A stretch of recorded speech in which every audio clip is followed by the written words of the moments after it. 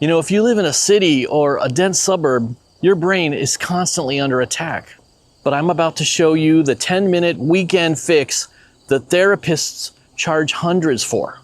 You know, for a while I was making videos of me going out to parks and telling you about the parks. But I realized that the reason I was enjoying that wasn't so much because I was telling you something interesting about a park, but rather because my brain was getting recharged and rejuvenated by being out in the parks.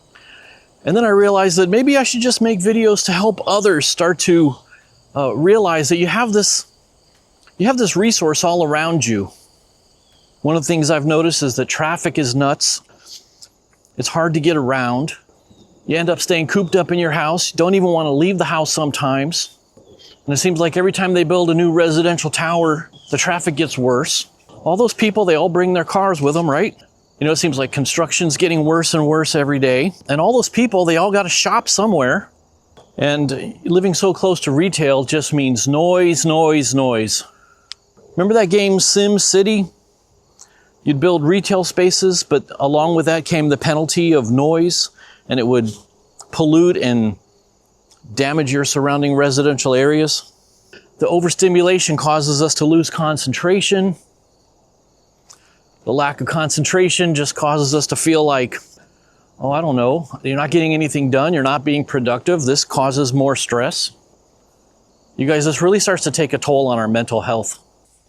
You know, researchers have found that urbanites are 21% more likely to have mental disorders and mental illness than people who regularly get out into the country or get out into other kinds of green spaces. And they're also 39% more likely to have mood disorders. And listen to this. A different study also found that the rates of the following mental health conditions were higher among those living in urban areas. This includes PTSD, anger management, generalized anxiety disorder, schizophrenia, and paranoia. So what's the explanation? Look, tired brains don't cope as well. You know, urban living and urban environments, they give your brain a workout. Your brain gets tired, gets overstimulated, gets worn out. It stops functioning as efficiently, and it affects how we cope with stress. There's a duck under this spider web here, instead of ripping it down like I'm doing to some of them. Yeah, these stressful environments, you know, sometimes it puts your brain into this mode called fight or flight. You've heard of that. You know, these problems, they put you into a state of mind that's open to anxiety, depression. It can lower your natural resistance to the temptation for substance abuse. So enough complaining about the negative sides here. There's got to be a fix for this. There is. Obviously, I think you already know what it is, but let's talk about the fix for all these woes that ail us. Simply put, it's just spend time outdoors.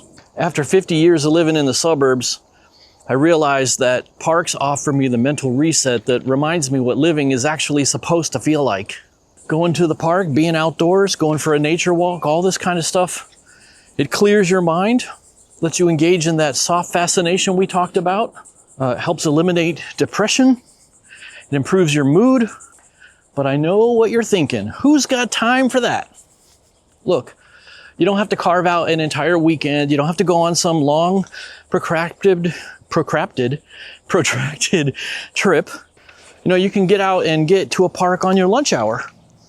You can go out and spend 15 or 20 minutes at a park that's a quarter mile from your house. This area here is called Fern Forest, and they set this preserve up in 1979, and I'm glad they did because they say that this is what my area looked like before the development moved in.